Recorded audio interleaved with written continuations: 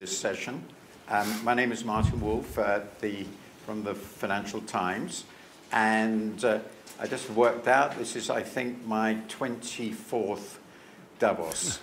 So it must have some appeal since I'm back every year.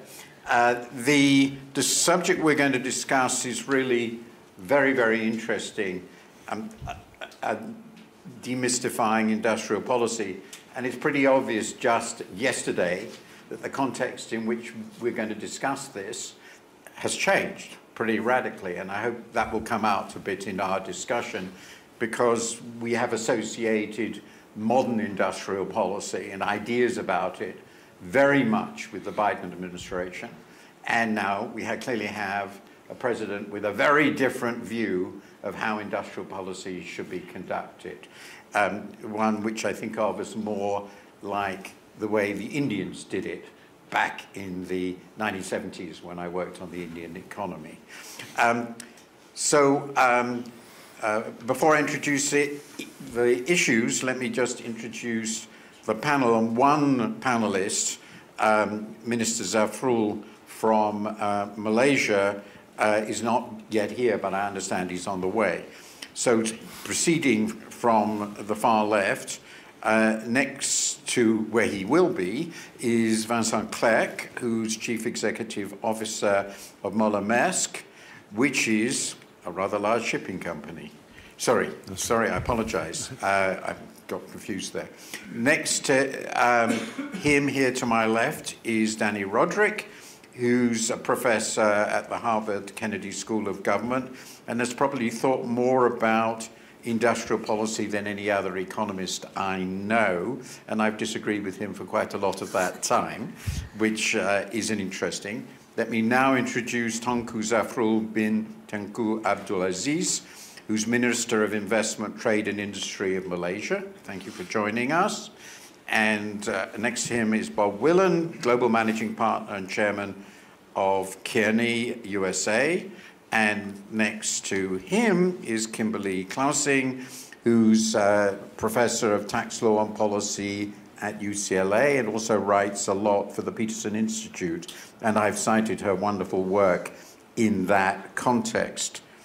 So I'm not going to go through the history or current status of industrial policy, just mention a couple of issues before we get going.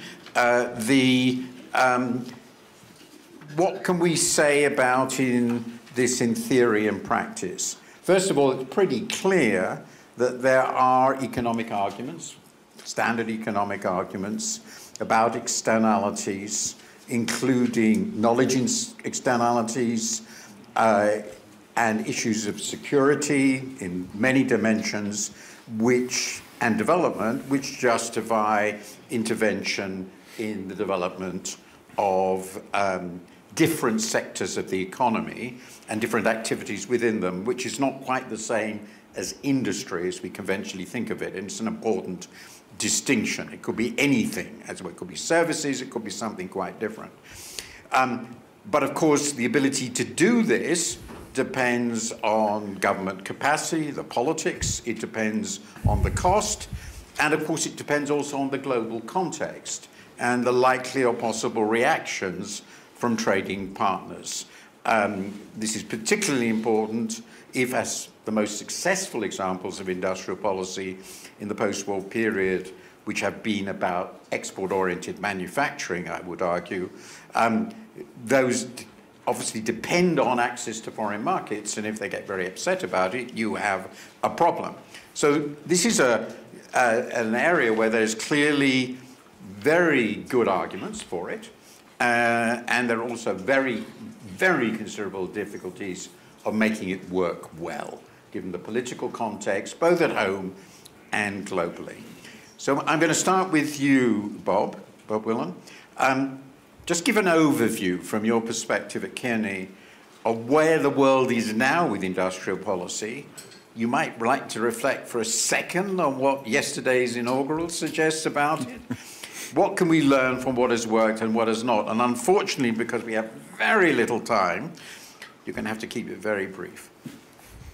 Okay, thank you, Martin. And really, it's great to be here, and such a, I think, important topic, really playing out, and certainly with a renewed urgency given the election of Donald Trump and the discussions all over the world, frankly, about tariffs and the impact they have on global value chains and supply chains in different ways. We have seen it through our work with both governments and with multinational corporations, really thinking about scenarios. Some of it was coming, the recent urgency coming certainly on the back end of COVID, and companies forced to think a little bit about their global footprint and how to rearrange and create more resilience in their global supply chains. But I think it really has accelerated over the last years. We, in a recent study, published numbers really from a Global Trade Alert and IMF. There were 90 government interventions in industrial policy-related areas in 2009.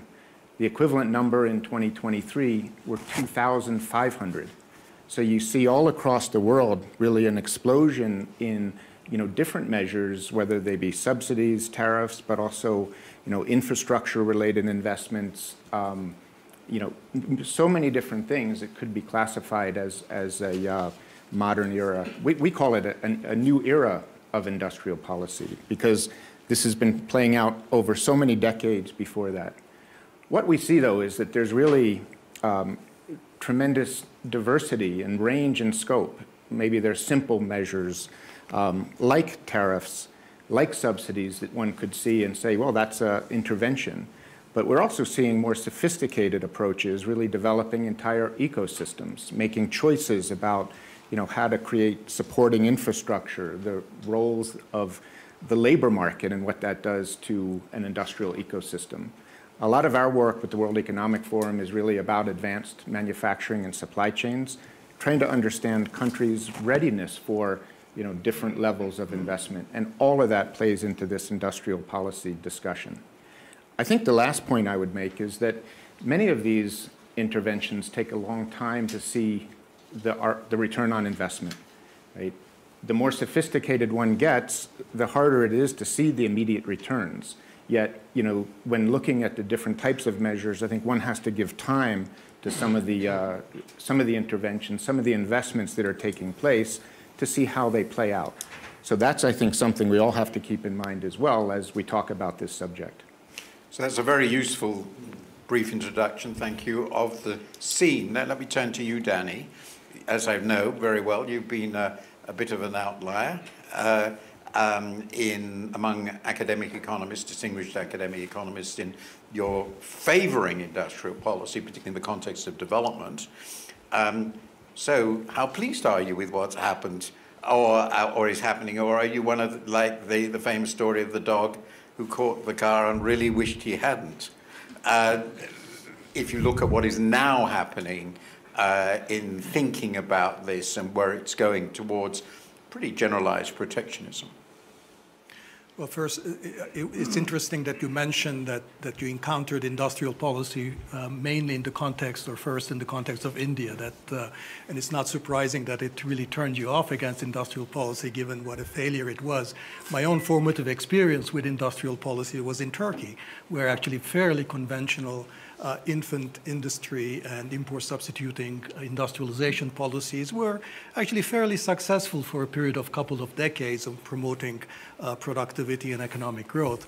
And I think there's a general lesson there that is really how you do it, and we can identify countries where it worked, where it didn't. But looking at the more recent evidence, I think I would give it sort of maybe 1.5 cheers for the recent sort of movement towards industrial policy. And since time is short, I'll just mention where we've seen the biggest positive change, and that's in the context of green industrial policies. It's really hard to understate the importance of green industrial policies and the role that they've played in bringing down the cost of renewables, now electric vehicles and batteries. This has been probably the most important success in our sort of fight for the climate transition. And it's largely been the product of green industrial policies in China. Now, China did not invent green industrial policies. Actually, it was the Obama administration that started it. European countries did it. But China really turbocharged green industrial policies. And as Bob mentioned, it's also useful to note that green industrial policies are not just subsidies. They were, sort of the building of, it was R&D, it was, using public venture capital, it was the regulatory framework, it was investing in training, it was state-owned enterprises. And I think the IRA in the US is pretty much has been the US version of China's green industrial policies. They don't IRA doesn't take us nearly the full way to where we want to be. But effectively, it's been acting for a substitute for carbon pricing, which would have been, for economists, the first best. And I would add here an important point that you mentioned a number of rationales for industrial policy. In the case of green industrial policy, there is an added important rationale, which is that in the absence of carbon pricing or pricing carbon at the appropriate social cost, that there is an additional argument for green industrial policies. It's effectively, just moving through the carrots rather than the sticks of carbon taxes. Where I think, very briefly, we haven't done nearly enough, or the Biden administration didn't do enough, is, there's been too much, I think, manufacturing fetishism, a kind of obsession with geopolitical competition, I think, and even though the Biden administration said that they really wanted to have industrial policy for the middle class, the fact is that, the middle class is, manufacturing is no longer the underpinning of the middle class in the advanced countries or even in middle-income countries. And I think we would need a very different type of industrial policy that focuses on where the jobs really are, which are in services, and that's we have not seen much action on. Yes, thank you very much for making that point. I've written about this, and I've described this. This is really a form of extreme, it's not conservatism, it's reactionary. You're trying to go back to a world that existed very much, after the Second World War in Britain, almost half the labour force was employed in industry. Now it's 10%, and we're not going back to a half. Anyway, and that leads to very, very usefully to you, Kimberly. Dani mentioned very specifically that green industrial policy has been a great success. If I understood the inaugural speech yesterday, I was writing about it this morning for my column, it's just been cancelled. So where does this leave us? Yes, I think one way to look at the Trump administration and what to expect from them in the future is that it is an abrupt reversal of the Biden administration. And if you look at the Biden record on industrial policy, I'd give it maybe a B. It was principled. They focused on externalities, like you mentioned, the green industrial side. They over-fetishized manufacturing, and they didn't always think about the impact of their policies on other nations' efforts. So, for instance, if you subsidize a lot, does that hurt countries that are attempting to carbon price? Or if you include national content provisions, what does that do to the world trading system? But in general, they were for global collective action, both with respect to tax competition, as we saw in the International Tax Agreement that was negotiated early in my time at Treasury, but also with respect to climate and participation in the COP. If you turn to Trump, I think it's a much more transactional approach, much less principled. I think it's more prone to corruption, as we see already with the issuance of meme coins around the inauguration. So I worry that this is not principled. It's not based on any externality. I also think there's a deeply seated misunderstanding of basic international economics that the rest of the world will have to deal with. This sort of lashing out about imbalances in a non-discriminant way threatens the entire world economy with stagflationary pressures, because if the United States does tariffs and other countries retaliate, right? In all instances, there will lead to sort of upward price pressure and disruptions to the supply chain, which could be quite significant. If you look at the United States, over half of our imports are intermediate goods, right? So what does it do to manufacturing employment? When you're tariffing intermediate goods, it creates a lot of disruptions and shocks. So I think that's going to create a lot of headwinds in terms of anything productive that could come in the time ahead from some of their emphasis on efficiency and the like. I think my biggest concern would be a move away from global collective action on pressing problems like climate and security and public health, to name a few. You know, and tax competition, right? There seems to be a rejection of COP already, moving out of the Paris Agreement, emphasis on carbon-based fuel production and a canceling of the green. You know, so I think this is quite harmful to prospects of international cooperation, and my hope would be that the rest of the world would ignore this rather than learn from it, because there's still room, of course, for plurilateral cooperation around climate, tax competition, and openness to trade. But if people view the Trumpian moment as something to learn from, then I think we're in big trouble for the world economy.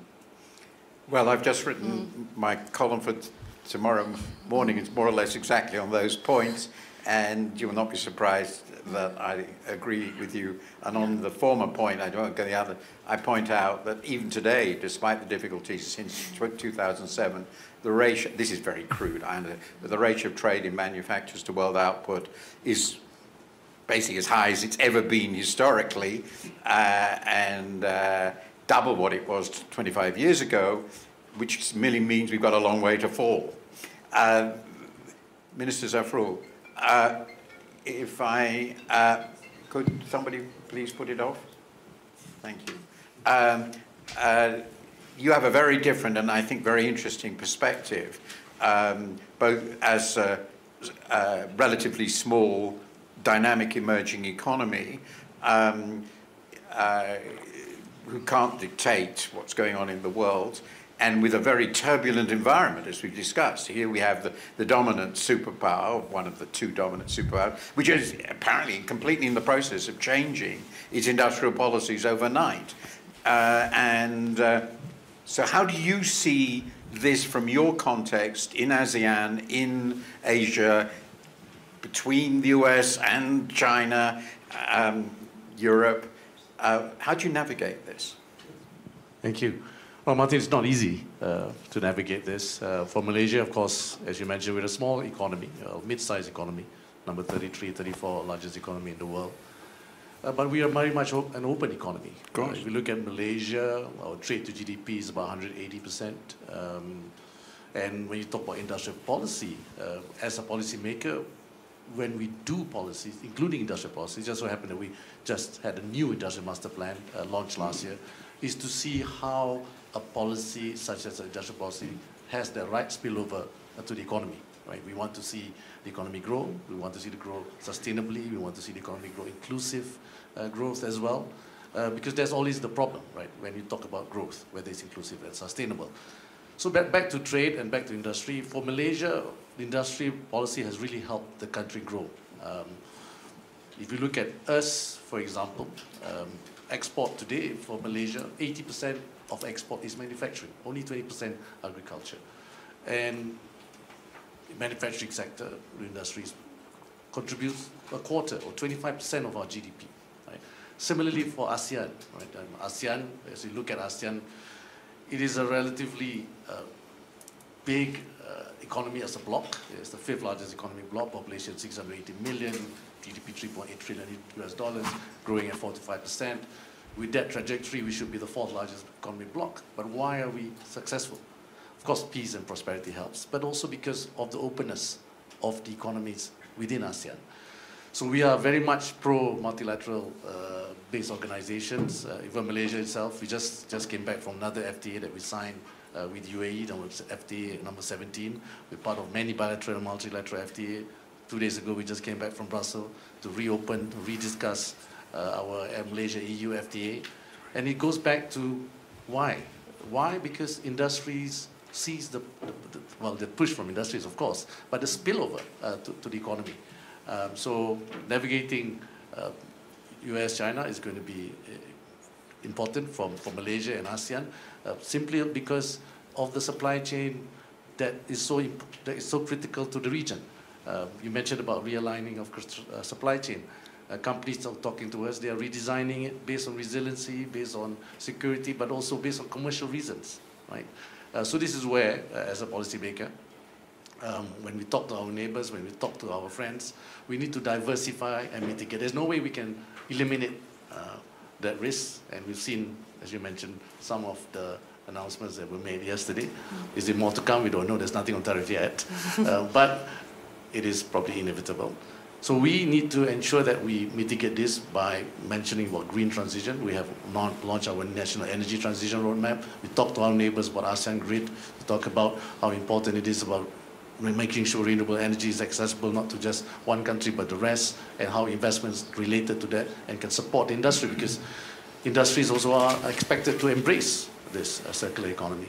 So similarly for digital, we talk about AI, but then there's also concern about chips, being export restriction on chips, etc. This will all have an impact to countries, mid-size and small. So because back to the industrial policy, there's always fiscal support as well, supporting those industrial policy. There's monetary policy to an extent, but fiscal support is very hard to have a level playing field when small countries, mid-sized countries do not have that fiscal space to support their industrial policies relative to the larger countries like US, China, etc.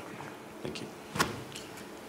So, finally, Vincent, yours is a very different perspective, obviously, given your industry, uniquely tradable, as it were, almost by definition. So what does all this discussion of industrial policy mean? And I'm particularly interested that if I understand it correctly, one of the themes of the new administration seems to be to resurrect shipbuilding capacity in the US. It seems a valiant effort, possibly very costly. How might that sort of thing affect you? So I think the first thing is this resurgence of economic policy is more a new phenomenon in the West than it is in the world, because large parts of the world have never gone away from it, China being a good example of it. But there was this belief for the last 30 years that we would move away from industrial policy after the Cold War, and we would gradually transition to a free trade-based, comparative advantage-based global economy. And we built very, very long supply chains. Following the accession of China to the WTO, it has accelerated, and we've seen that get weaved over the last 20 years. And I think that some of the leaders, in the belief that this would eventually lead to all countries going away from economic policies, they got tired before the others got tired, and they felt that they had vulnerabilities that from either a national security or an employment or an economic perspective were starting to be vulnerabilities they were concerned about. And they needed to do something about this. And that is what we're seeing happen. We've seen it happen at an accelerated pace since the first Trump administration, but it continued under Joe Biden, and it certainly set to continue here. And I think that some of these worries are well placed. You took the example of shipbuilding. 70% of the world shipbuilding today is in the hands of state-owned enterprise in China. How big of a threat it is to national security of the United States or of the rest of the world, I don't know. But that's a subjective assessment, but it's a fair assessment to have and to say, in an industry where it's about commercial shipping and trades, but it's also about technology and being able to project power through military might and military ships, having all the manufacturing, the design, the innovation, and the know-how being in one country and that country being your rival, there is an argument to be made for why there is a long-term risk to US national security by not having any shipbuilding. Now, undoing something like this is quite a task, but something that I think it is understandable and it is certainly achievable if they want to. I think the part for me that is important to realize, especially at a time where we have live news feeds and so on, is it took 25 years to build the global supply chain that we have today. It won't be undone by tariffs. Creating manufacturing capacity, creating capabilities for something like this takes years. Because the supply chain is also layers of vendors, tier 1, tier 2, tier 3, tier 4, tier 5 suppliers. You can move the final assembly of your television to Mexico or to the US, but the glass still comes from China. The microchips still come from Taiwan. So your supply chain stays long until you have all of the components that have relocated, and that is what took decades to establish to start with. So I think that is something that, for me, is very difficult. The argument for tariff in the short run will create inflation. In the long run, may relocate or create different incentives, but these incentives will take a long time to play out. In the example of shipbuilding, if you put tariffs today on Chinese-built ships, it would take, at minimum, 6 to 7 years before the first commercial ship would come out of a shipyard in the US. In political terms, that's 1.5 lifetimes. And it is something that I think is important to remember, which is the time that it takes to unwind an infrastructure that has been built over decades. And I want to continue with just one last point, because we talked a lot about green energy, and I think it's been one of the real important field for industrial policy. I think we're overemphasizing today the change in the US. The Inflation Reduction Act was voted as a budget act. What that means is to undo a budget act, you need 60 votes in the Senate, not 50, 60. Until you have 60 senators that are convinced that the IRA is a bad idea, when 70+% of the money is invested in red states, you need to find 60 senators that want to undo this act before you can do it. So I think we should expect some symbolic measures against offshore wind or a couple of things that have high symbolic power, but the essence of it, I don't think is going to be undone. I think this was smartly made by doing it through a budget act, by knowing that a lot of it was going to impact Texas and Georgia and places where a lot of jobs are being created. And so the direction of travel, I think, will stay. I think what we will see is we will see an increase in fossil fuel at the same time to keep energy prices low and feed, actually, the transition to AI, which is another thing that is going to be extremely energy hungry and that for which we need to find a solution that is fairly clear-eyed. So I think, it's a very Western thing. There is some fair concerns lying behind it. But some of the things, they will unfold for me in a time frame that is probably much longer than what a lot of people understand. I think these are enormously important points, and which I entirely agree with. Just a little question on your example of tariffs on ships. I don't really understand quite how that works. If ships are sort of mobile, and you'd have to say, I assume to make it effective, that any merchant shipping serving American markets must be in ships that have paid that tariff, or be British or made in America. That's presumably how you'd have to do it. Yeah. So no ship sailing today has been made in America. What this idea is actually not an original Trump idea. The Biden administration floated it a year and a half ago. And their idea was to charge an extra fee on any ship calling the United States having been made in China. $1 million a year per ship. That was the idea. So it's a service fee rather than a tariff, strictly defined. So today, because that increases the cost of shipping that's exactly, for every American producer of everything. The way we would look at it is just a cost without any opportunity to escape that cost. Because it's not like you can say, okay, but then I'm going to give that ship back and I'm going to take another one. I mean, obviously, we would redeploy assets that have been built in Korea and in Japan and so on towards the United States, but there wouldn't be enough of it. Some Chinese ships would have to come to the United States.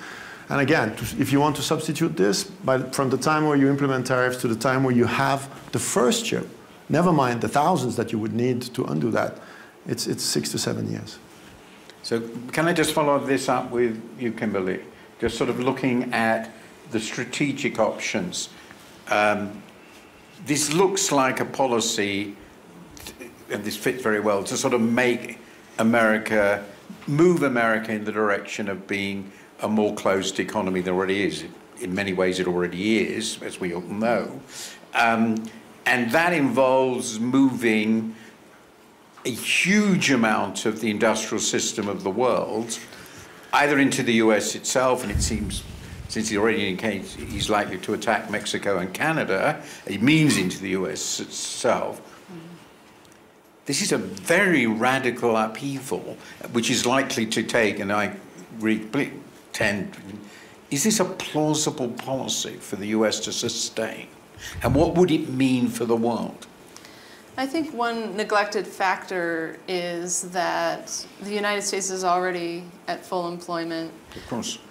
So if you imagine that we're suddenly going to make a bunch of ships and whatever else is in the imagination. And it's going to export a lot of workers. Right. Apparently. It's going to pull resources out of other sectors, right? And the import protected sectors, of course, will expand more in the sectors that we tariffed. Who will be hurt?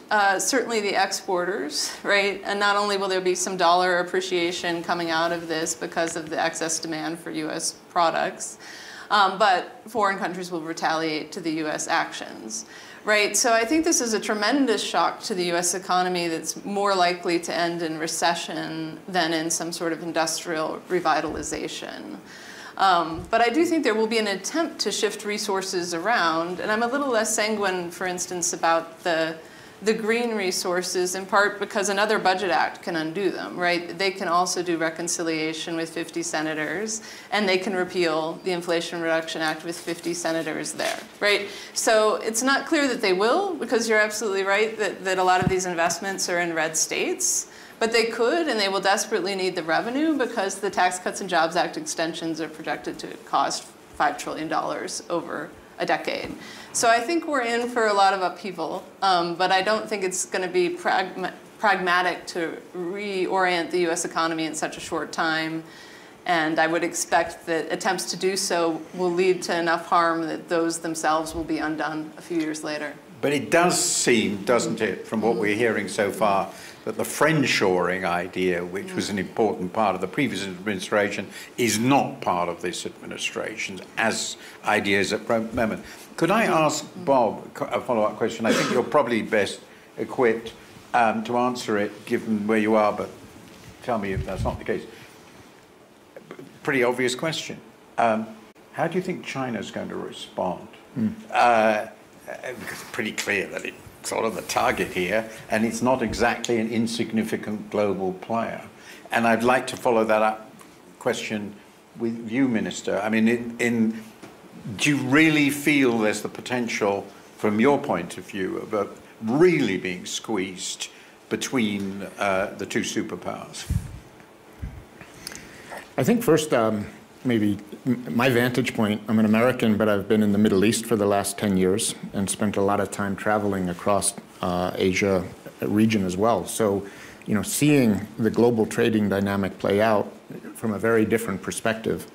I think when you go down the path that we've begun to discuss, what comes out with Trump, naturally there's retaliation at some level, you know, goes back and forth, and maybe there's negotiations and different attempts that are made, you know, along the way. But I think that whole debate leaves behind what the rest of the world is doing. And I think Vincent said it well. I mean, this has been happening for decades, 80 so on years. You talked about your experience with India. India has a huge program, Make in India, under Modi, to try to drive investment, not only, you know, drive local investment, but also attract foreign investment. So there's quite a bit happening. You know, certainly a great segue for His Excellency to talk about what other countries like Malaysia are doing. You know, they're more sophisticated capability. It doesn't mean that everyone can make semiconductors, but there's a lot of activity within an industrial ecosystem which can be delivered through many different parts of the world. So you're going to see you know, while this might be playing out between two large powers, you're going to see many other parts of the world, many other countries, as well as corporations thinking about their global footprint, getting on with business, thinking about the future, thinking about alternatives. So, Minister, how do you feel the...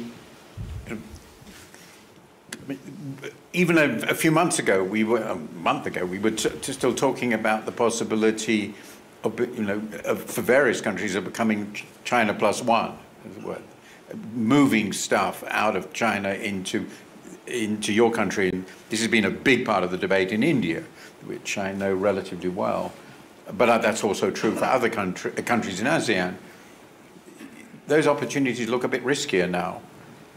This sort of gets to a really key question. What we're seeing, I mean, one of the really big things that was attempted in the international trading system, you referred to it, multilateralism, was to make trade policy relatively predictable, which is very important for business everywhere. And that's becoming impossible, isn't it? How do you manage that?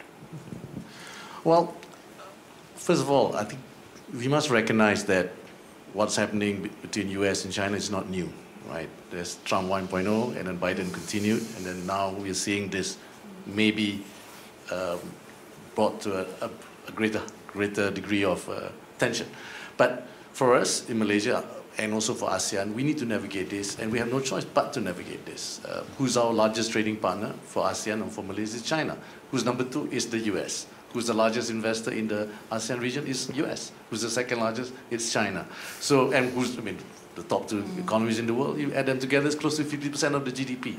So we have to play this carefully because, as you know, we've seen this played out, and we've seen how companies react, how governments as well react. In fact, the supply chain realignment, redesigning of supply chain was also accelerated by COVID. Right, as companies really looking at the security of that supply chain. And for Malaysia, and for ASEAN as well, we have actually been a net beneficiary.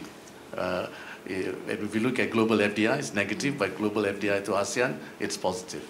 Right? Is this sustainable? It all depends on how the world growth, the growth of the global economy. Because at the end of the day, there's a demand side, there's a supply side. Right?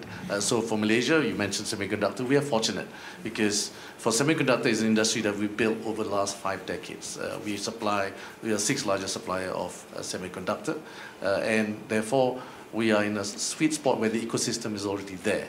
Incentives help, but the fact that you have the ecosystem there will definitely have ecosystem, not just meaning the logistics, but also the infrastructure of the semiconductor industry is already in place, talent, etc. So for us to navigate this, like you said, when we talk to the companies in the region, many are actually producing intermediate goods for both US and China. You know, in fact, some are exporting to China, but how strategic that intermediate good is when it's exported to become a finished good, that's debatable.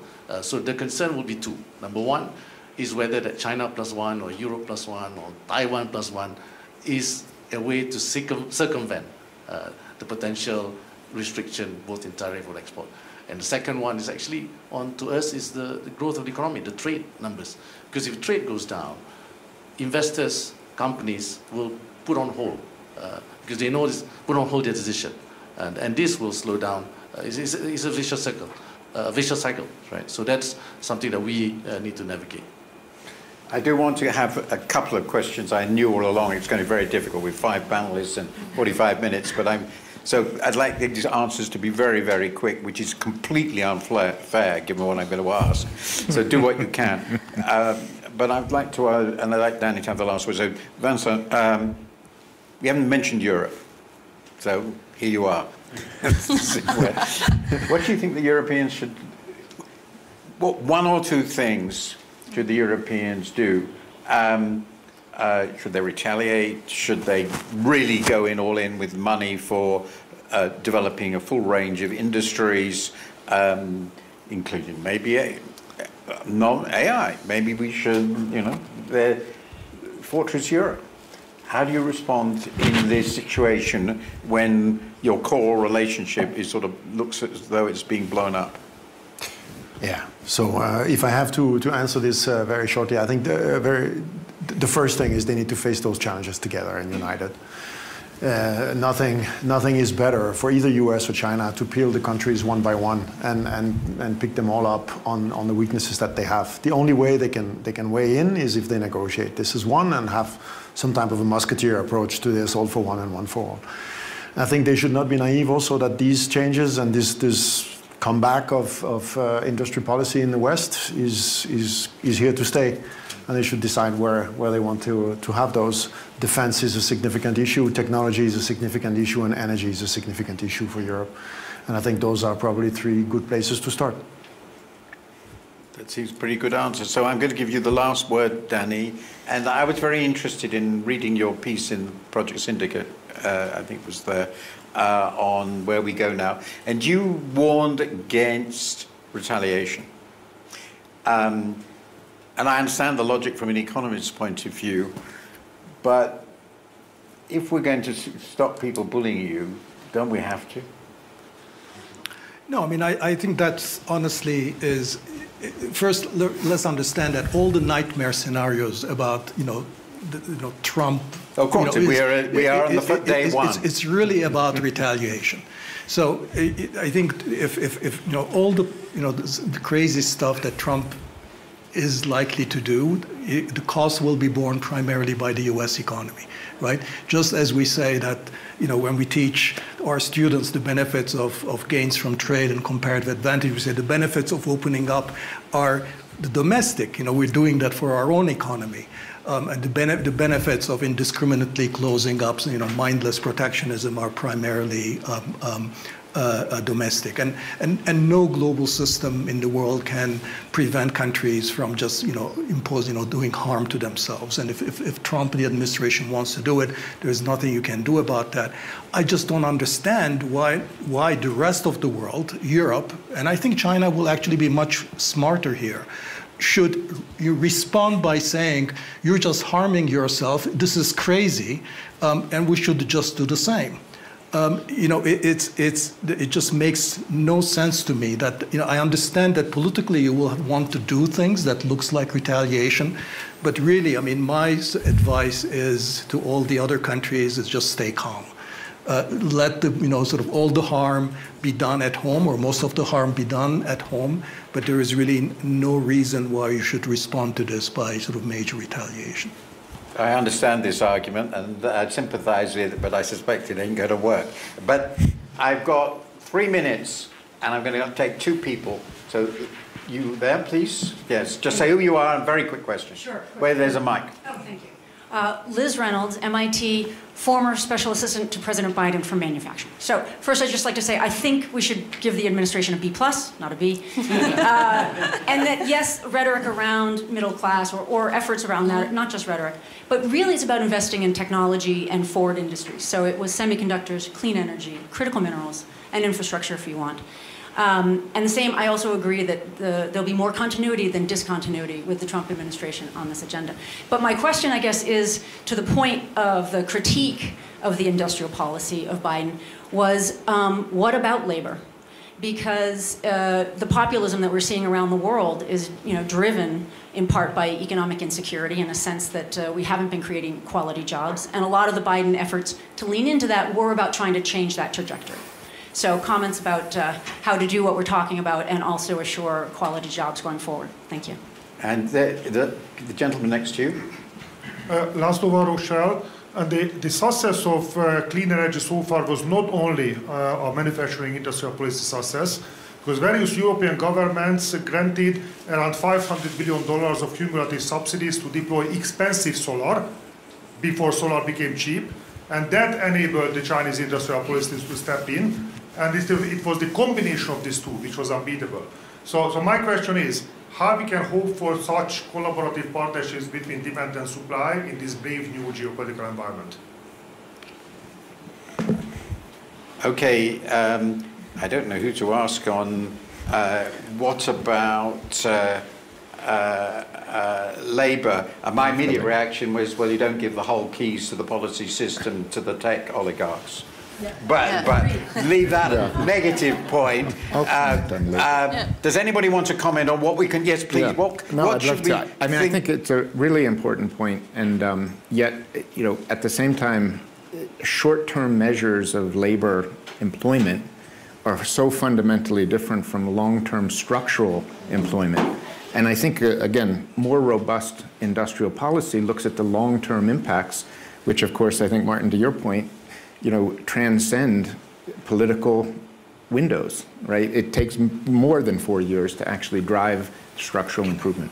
And just 2 seconds on the I'm sorry, I've got 13 seconds, and I will be shot literally. So, not literally, probably, but because we are in a non-gun country. Well, semi-gun country, Go ahead. 3 seconds. Very, very quickly, I think the tax policy is one area of key distinction here, because you can respond to trade disruption and every other kind of disruption with redistributive tax policy, on which I would give Biden an A. You know, like, I think that, and Trump quite a bit lower, right? It's always a comparative judgment, but I put that in the D to F range, right? But you can address a lot of insecurity by beefing up the safety net, and I thought the Biden administration did a nice job with that. I'll give you 4 seconds. So I don't think the safety net is enough, because I think the anxiety is really about jobs and having productive jobs and secure jobs, and that will have to be in services. It's going to be in care, in retail, in social community services, in warehouse services, and we really have to reconceptualize industrial policy in terms of how can we increase productivity, give more autonomy and agency workers there, use digital tools, new AI to complement workers there, make them more productive, and that's a very different type of industrial policy. I can't sum up, but I would only make one big point, which does seem to me very, very important, that we have to look at this forward-looking too, and the AI revolution is an important part of what we should be thinking about, and allowing the tech sector, in my view, and I've written about it, entire control over the way this is implemented is politically insane. Which means it's going to happen, because that's what we do. So I have to summarize, I have to conclude this. I think it's been actually a wonderful discussion, which has raised confusion to a much higher level, which is exactly what a good discussion should do. Thank you very much, panelists. It's been wonderful.